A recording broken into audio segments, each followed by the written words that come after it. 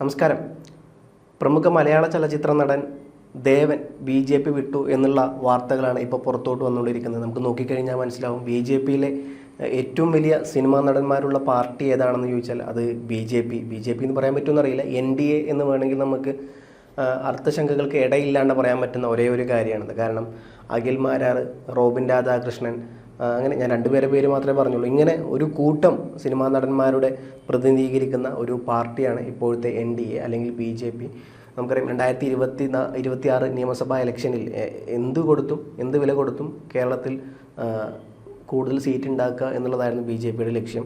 അതിൻ്റെ ഭാഗമായിട്ട് 2020 അലയൻസ് കൊണ്ടുവരുന്നു. 2020 ഒരുപാട് സിനിമാ നടന്മാരെ പൈസ കൊടുക്കാണ്ടേയും വാങ്ങിക്കുന്നു. അതിൽ പല ആൾക്കാരും 2020യുടെ ഭാഗമാകുന്നു. 2020 അല്ലാണ്ട് റോബിൻ രാധാകൃഷ്ണനെ പോലത്തെ പല നേതാക്കന്മാരും വേറെയും മത്സരിക്കുന്നുണ്ട്. അപ്പോൾ ഇത്തരത്തിൽ BJPക്കുള്ളിലും അതുപോലെ തന്നെ BJPക്ക് മുന്നണിയിലെപ്പെട്ട 2020 ഒരുപാട് സിനിമാ നടന്മാരെ വരെ പ്രഖ്യാപിച്ചുകൊണ്ട് രംഗത്തിറക്കിക്കൊണ്ട് കളം നിറഞ്ഞാടിയ പാർട്ടിയായിരുന്നു BJP.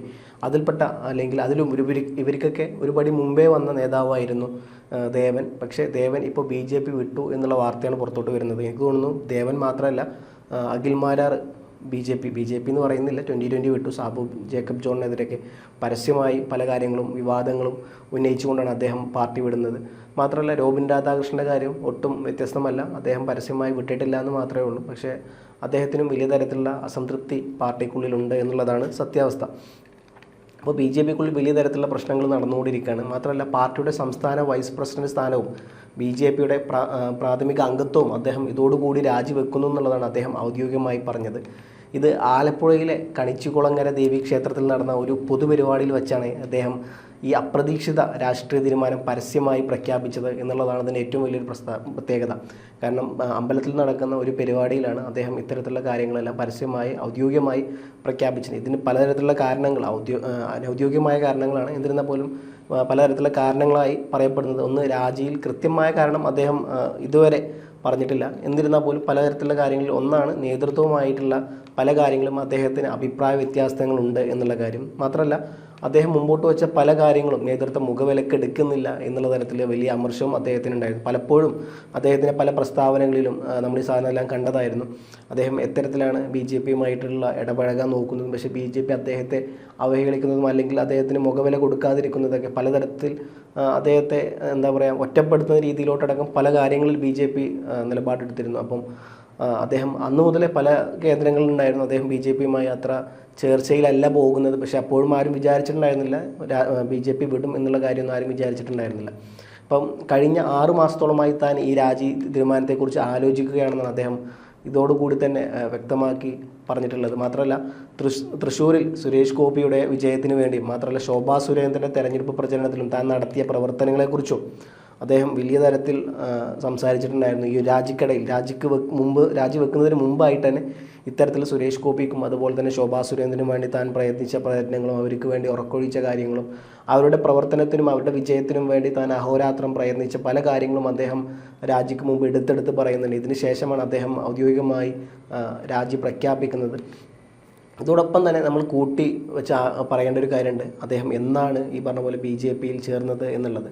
2004 അദ്ദേഹം രൂപീകരിച്ച സ്വന്തം പാർട്ടിയായ കേരള പീപ്പിൾസ് പാർട്ടി, നവകേരള പീപ്പിൾസ് പാർട്ടി എന്നറിയപ്പെടുന്ന കേരള പീപ്പിൾസ് പാർട്ടി 17 വർഷത്തെ പ്രവർത്തനത്തിന് ശേഷം 2021 മാർച്ചിലാണ് BJPയിൽ അദ്ദേഹം ലയിച്ചത്.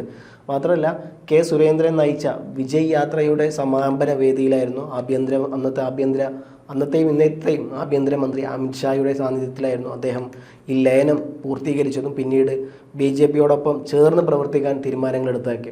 മാത്രമല്ല 2023 ഡിസംബറിലാണ് BJP സംസ്ഥാന അധ്യക്ഷനായിരുന്ന കേരളത്തിൽ അന്നത്തെ BJPയുടെ സംസ്ഥാന അധ്യക്ഷൻ K. സുരേന്ദ്രൻ ദേവനെ BJP സംസ്ഥാന ഉപാധ്യക്ഷനായി, അതായത് വൈസ് പ്രസിഡൻ്റായി നാമനിർദ്ദേശം ചെയ്തതൊക്കെ. അപ്പോൾ ഇത്തരത്തിൽ അദ്ദേഹം വന്ന പാടെ അദ്ദേഹത്തിന് വലിയ തരത്തിലുള്ള സ്വീകരണം എല്ലാം കൊടുത്തു. അപ്പം ഒന്ന് വേണമെന്നുണ്ടെങ്കിൽ സുരേന്ദ്രൻ ഇദ്ദേഹത്തെ വല്ലാണ്ട് സപ്പോർട്ട് ചെയ്യുന്നു, രാജീവ് ചന്ദ്രശേഖരന് മുഖവിലക്ക് കൊടുക്കുന്നില്ല എന്നുള്ള തരത്തിൽ നമുക്ക് വേണമെങ്കിൽ പറയാം. പക്ഷേ ഇത് വലിയ തരത്തിലുള്ള ഗൗരവമായിരിക്കുന്നു എന്നുള്ളത്. മാത്രമല്ല അദ്ദേഹം ഇത് വിടുന്നതിന് പല ആൾക്കാർ പറയുന്ന പ്രധാനപ്പെട്ട ഒരു കാരണം, ഒന്ന് ഗുരുദേവൻ്റെ, അതായത് ശ്രീനാരായണ ഗുരു ദർശനങ്ങളാണ് തൻ്റെ യഥാർത്ഥ രാഷ്ട്രീയമെന്നും BJPയിൽ ഇരുന്നു കൊണ്ട് അത് നടപ്പാക്കാൻ തനിക്ക് കഴിയുന്നില്ല എന്നുള്ളതൊക്കെയാണ് അദ്ദേഹം മറ്റു പല വ്യക്തികളോടും അല്ലെങ്കിൽ പല സ്വകാര്യ ചാനലുകളോടും അതല്ലാണ്ട് കിട്ടുന്ന വിവരങ്ങളൊക്കെ അനുസരിച്ച് അദ്ദേഹം പാർട്ടി വിടാനുള്ള കാരണം ഇത്തരത്തിലുള്ള കാര്യങ്ങളാണ് പറയുന്നത്. മാത്രമല്ല ഇത്തവണത്തെ തെരഞ്ഞെടുപ്പിൽ മത്സരിക്കണമെന്ന് അദ്ദേഹത്തിന് വലിയ തരത്തിലുള്ള ആഗ്രഹം ഉണ്ടായിരുന്നു എന്നുള്ളതാണ്. പക്ഷേ പാർട്ടി അനുവദിച്ചില്ല എന്ന് മാത്രമല്ല, അദ്ദേഹത്തിന് തിരഞ്ഞെടുക്കാൻ ഒരു സീറ്റ് പോലും, ചോദിച്ച സീറ്റ് എന്നല്ല, തോൽക്കുന്നറിഞ്ഞ സീറ്റ് പോലും അദ്ദേഹത്തിന് കൊടുത്തില്ല എന്നുള്ളതാണ്. മാത്രമല്ല അദ്ദേഹത്തിനെതിരെ പലതരത്തിലുള്ള വിവാദങ്ങളും ഉണ്ടായിട്ടുണ്ട്. ഇപ്പോൾ നമ്മൾ നോക്കുകയാണെന്നുണ്ടെങ്കിൽ മനസ്സിലാക്കാൻ പറ്റും. കഴിഞ്ഞ നിയമസഭാ തെരഞ്ഞെടുപ്പ് കാലത്ത് പാർട്ടിക്കുള്ളിൽ ചില പ്രശ്നങ്ങളൊക്കെ ഉണ്ടായിരുന്നതായി ദേവൻ സൂചിപ്പിച്ചിരുന്നു. പക്ഷേ വാനാടപ്പള്ളിയിൽ വോട്ടർമാർക്ക് കിറ്റ് വിതരണം ചെയ്യാൻ ശ്രമിച്ചു എന്നതുൾപ്പെടെയുള്ള പലതരത്തിലുള്ള ആരോപണങ്ങളും ദേവനെതിരെ ഉയർന്നിട്ടുണ്ടായിരുന്നു എന്നുള്ളതൊക്കെ ഇതിൻ്റെ ഒരു സത്യാവസ്ഥയാണ്. മാത്രമല്ല ഇതേ വേദിയിൽ അദ്ദേഹം ഈ സാധനങ്ങളൊക്കെ പറഞ്ഞ് ഇറങ്ങി അതേ സമയത്ത് തന്നെ അദ്ദേഹത്തിനെതിരെ പരസ്യമായി ഒരു നേതാവ് കൂടി രംഗത്ത് വരുന്നു. അദ്ദേഹം പറഞ്ഞത് ഇതാണ്: അദ്ദേഹം ഇതൊക്കെ പറഞ്ഞ് അവസാനിപ്പിച്ച് അദ്ദേഹം രാജിയും പറഞ്ഞിറങ്ങുമ്പോൾ അതേസമയം രാജി പ്രഖ്യാപിക്കേണ്ട വേദി ഇതായിരുന്നില്ല എന്ന് അതൃപ്തി പരസ്യമാക്കി ഒരു BJP നേതാവ് രാധാകൃഷ്ണ മേനോൻ കൂടി രംഗത്തെത്തി എന്നുള്ളതാണ്. അദ്ദേഹം ഇക്കാര്യങ്ങളൊക്കെ പറഞ്ഞ് താൻ പാർട്ടിക്ക് ഒരുപാട് വേണ്ടി പ്രയത്നിച്ചു, BJPയുടെയും സുരേഷ് ഗോപിയുടെയും അതല്ലെങ്കിൽ പലതരത്തിലുള്ള ശോഭാ സുരേന്ദ്രൻ അടക്കമുള്ള ഒരുപാട് നേതാക്കന്മാരുടെ വിജയത്തിന് വേണ്ടി അഹോരാത്രം പ്രയത്നിച്ച്, അവർക്ക് വേണ്ടി ഉറക്കൊഴിച്ച് രാപ്പകലില്ലാണ്ട് അധ്വാനിച്ച് അവരുടെ വിജയത്തിന് അഹോരാത്രം പ്രയത്നിച്ചു. അതിൽ സുരേഷ് ഗോപി വിജയിച്ചു. പക്ഷേ ഇത്തരത്തിൽ തനിക്കൊരു വിലയും കിട്ടിയില്ല എന്നുള്ളതൊക്കെ പറഞ്ഞുകൊണ്ട് അദ്ദേഹം പാർട്ടി വിട്ടതായി പറഞ്ഞ് ഔദ്യോഗികമായി പറഞ്ഞ് ഇറങ്ങി സീറ്റിൽ ഇരിക്കും മുമ്പേ രാധാകൃഷ്ണ മേനോൻ പരസ്യമായി അദ്ദേഹത്തിനെതിരെ പറയുന്നു. ഇത്തരത്തിലുള്ള കാര്യങ്ങൾ പറയേണ്ട വേദി ഇതായിരുന്നില്ല എന്നുള്ള അതൃപ്തി അദ്ദേഹത്തെ ഇരുത്തിക്കൊണ്ട് തന്നെ പറഞ്ഞു എന്നുള്ളതാണ്.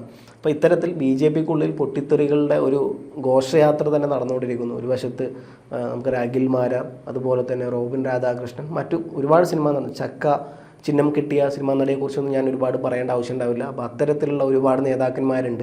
അപ്പോൾ എന്തായാലും BJPക്കുള്ളിൽ രാഷ്ട്രീയ പുകച്ചിൽ വീണ്ടും നടന്നുകൊണ്ടേയിരിക്കുന്നു. ഒരുപാട് നേതാക്കന്മാർ, മുതിർന്ന നേതാക്കന്മാരടക്കം കൊഴിഞ്ഞു പോകുന്നു എന്നുള്ളതാണ്. കാരണം ഉദ്ദേശിച്ച ഫലമൊന്നും BJPയിൽ നിന്ന് കിട്ടുന്നില്ല എന്നുള്ളതാണ്. പല നേതാക്കന്മാരും BJPയിലോട്ട് വരുന്നത് പൈസ മോഹിച്ചാണ്. PC ജോർജ് പോലും അത് ഔദ്യോഗികമായി പറഞ്ഞു.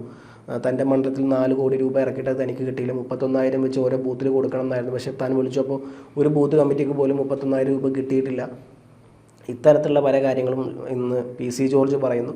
മാത്രമല്ല അഖിൽമാരാർ പറഞ്ഞത് തനിക്ക് ഫണ്ട് കിട്ടുന്നില്ല എന്നുള്ളതൊക്കെയായിരുന്നു. മാത്രമല്ല റോബിൻ രാധാകൃഷ്ണൻ അടക്കമുള്ള എല്ലാ നേതാക്കന്മാരും ഫണ്ട് വെച്ച് കണ്ടുകൊണ്ട് മാത്രമാണ് BJPയിലോട്ട് ആരൊക്കെ ചേക്കേറിയിട്ടുണ്ടോ അവരെല്ലാവരും. എന്തായാലും ഫണ്ട് കിട്ടുന്നില്ല എന്ന് മാത്രമല്ല അവരുടെ ഇമേജും ഡാമേജ് ആവുന്നു എന്നുള്ള ഒരു പ്രത്യേകത കൂടിയുണ്ട്. അതുകൊണ്ട് തന്നെ വരും ദിവസങ്ങളിൽ ഇപ്പോൾ പോകുന്നത് സിനിമാ നടന്മാരും സെലിബ്രിറ്റീസും മാത്രമാണെന്നുണ്ടെങ്കിൽ, ഇനി ഇങ്ങനെ പോവുകയാണെന്നുണ്ടെങ്കിൽ പല തലമുതിർന്ന നേതാക്കന്മാരും രാജിവെക്കാൻ ചാൻസ് ഉണ്ട്. BJP കേരളത്തിൽ നാമാവശേഷമാകുമോ പറയാൻ പറ്റില്ല. കാരണം BJPക്ക് എല്ലാ ഭാഗത്തും തോൽവി മുമ്പിൽ കണ്ടു കഴിഞ്ഞാൽ അതിൽ നിന്ന് സടകുടഞ്ഞ് എഴുന്നേൽക്കാൻ കഴിവുള്ള ഒരു പാർട്ടി തന്നെയാണ് BJP. അത് കേരളം ഒഴികെ, കേരളവും തമിഴ്നാടും തെലങ്കാനയും ആന്ധ്രയും ഒഴികെ, കർണാടക ഞാൻ അതിൽ പെടുത്തുന്നില്ല, സൗത്ത് ഇന്ത്യയിൽ കർണാടകയും ബാക്കി എല്ലാ സംസ്ഥാനങ്ങളും കൃത്യമായി BJPക്ക് വേരോട്ടുണ്ട്. കൃത്യമായി അതിൽ നിന്നും എത്ര വലിയ തകർച്ച ഉണ്ടായി കഴിഞ്ഞാലും അതിൽ നിന്നും എഴുന്നേൽക്കാൻ കഴിവുണ്ട്. കേരളത്തിലും BJPക്ക് കഴിവില്ല എന്ന് പറയുന്നില്ല. പക്ഷേ ഇവിടുത്തെ ഗ്രൂപ്പിസവും അതുപോലെ തന്നെ പൈസ മോഹിച്ചുകൊണ്ടുള്ള നേതാക്കന്മാരുമാണ് BJPയുടെ ഏറ്റവും വലിയ ശത്രു എന്നറിയപ്പെടുന്നത്. എന്തായാലും വരും ദിവസങ്ങൾ കാത്തിരുന്ന് കാണാം എന്തായിരിക്കും ഇനി BJPയുടെ നിലപാട് എന്നുള്ളതും, BJP ഇത്തരത്തിലുള്ള കൊഴിഞ്ഞുപോക്ക് തടഞ്ഞു നിർത്താൻ ഇനി എന്തൊക്കെ ചെയ്യും എന്നുള്ളതും വരും ദിവസങ്ങളിൽ കാത്തിരുന്ന് കാണാം.